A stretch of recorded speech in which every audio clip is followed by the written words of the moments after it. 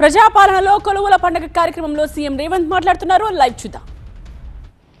రాజకీయ ప్రయోజనాల కోసమో కుటుంబ ప్రయోజనాల కోసమో పార్టీ ప్రయోజనాల కోసమే ప్రయత్నం చేసిండ్రు తప్ప తెలంగాణ రాష్ట్రంలో ప్రభుత్వ శాఖలలో ఉన్న ఖాళీలను లెక్కించి ఆ ఖాళీలను భర్తీ చేసి నిరుద్యోగ యువకులకు ఉద్యోగ నియామక పత్రాలు ఇవ్వాలి అన్న ఆలోచన సంపూర్ణ స్థాయిలో చేయలేదు.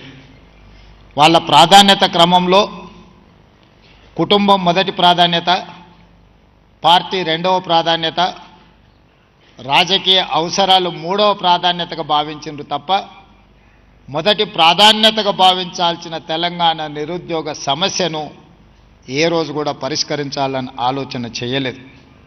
అందుకే 10 సంవత్సరాలు ఓపిక పట్టిన ఈ తెలంగాణ యువత ఇక లాభం లేదు, మేం పూనుకొని మాకు ఉద్యోగాలు ఇవ్వాలి అని అడిగే పరిస్థితి నుంచి వాళ్ళ ఉద్యోగాలు తొలగిస్తే మా ఉద్యోగాలు మాకు వస్తాయని చెప్పి మీరందరూ రోడ్డు మీదకి వచ్చి 2023 నాడు మీరు డిసెంబర్లో తీసుకున్న నిర్ణయం ఇక ఉద్యోగాలు అడగం, ఉద్యోగాలు ఇస్తామని గద్దెనెక్కిన వాళ్ళ ఉద్యోగాలు తీస్తామని మీరందరూ నడుము బిగించరు. కాబట్టి ఈనాడు ప్రజాప్రభుత్వం ఏర్పడ్డది.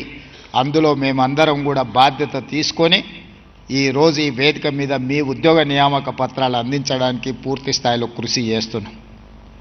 ఈనాడు మీకు అందరికీ తెలుసు, తెలంగాణ పబ్లిక్ సర్వీస్ కమిషన్లో జరిగిన దారుణమైన పరిస్థితులు 2011లో గ్రూప్ 1 ఉద్యోగ నియామకాల నోటిఫికేషన్ వస్తే 2019లో నియామకాలు జరిగినాయి.